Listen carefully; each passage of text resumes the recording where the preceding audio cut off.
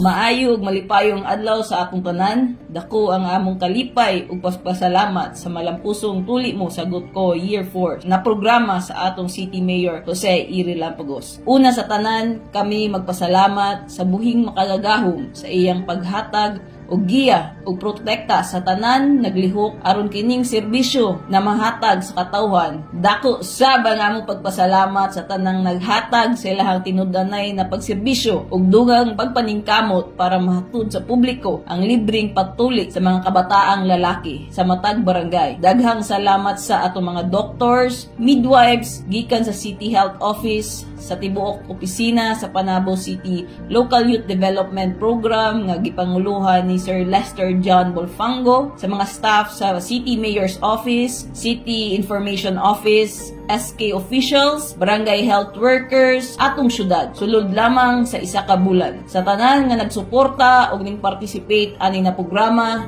salamat sa inyong pagsalig. Hinaot na mapadayaw nato ni og mas daghan pang kabatan-unan atong maserbisyuhan sa mga ubaabot pa nga katuigan. Sa makausa pa, daghang salamat. May God bless us all. Service to Panabuan. Service to God.